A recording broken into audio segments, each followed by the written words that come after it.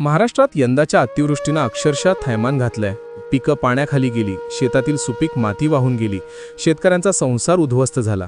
एक एक पैसा जोडून उभा केलेला सोन्यासारखा संसार, उज्ज्वल भविष्याची स्वप्न पाहणाऱ्या पोरांची वह्या पुस्तकं आणि जीवापाड जपलेली जनावरं, सर्व काही चिखलाच्या ढिगाऱ्याखाली गाडलं गेलं.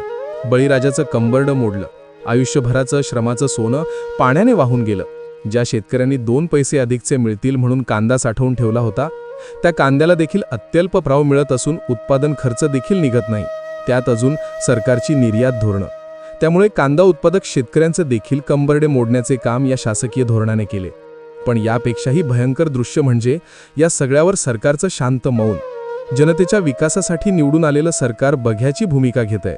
शेतकऱ्यांच्या डोळ्यात आशेचे किरण पेटले होते की शासन मदतीचा हात देईल, पण सरकारने त्यांना फक्त कागदोपत्री आश्वासनं, अटी शर्ती आणि पंचनाम्याचा खेळच दिला.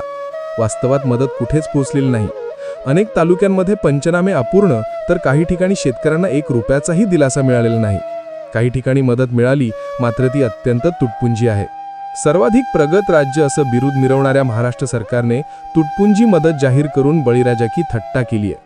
ज्यांनी कधीकाळी 7/12 कोरा करू असं आश्वासन दिलं होतं, त्यांच्याकडून आता कर्जमाफीचा क सुद्धा ऐकायला मिळालेला नाही. ओला दुष्काळ जाहीर करण्याची शेतकऱ्यांची आर्त मागणी शासनाच्या दारात धूळ खात आहे. शेतकऱ्यांची ही हतबल अवस्था इतकी भयावह झाली आहे की अनेक ठिकाणी बळीराजा नैराश्याच्या गर्तेत जात आहे. उपजीविकेचा मार्ग बंद, सरकारकडून प्रतिसाद नाही आणि समाजाकडून केवळ सहानुभूती, या त्रिसूत्रीने महाराष्ट्राच्या अन्नदात्याची दिवाळी काळी दिवाळी ठरली आहे.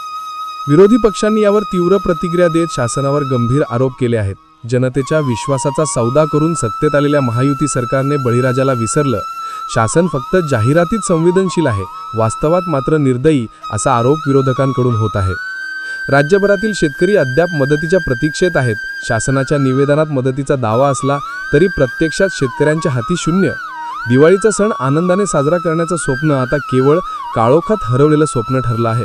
अतिवृष्टीने उद्ध्वस्त झालेले शेतकरी, शासनाच्या उदासीनतेने निराश, मदतीच्या प्रतीक्षेत हतबल.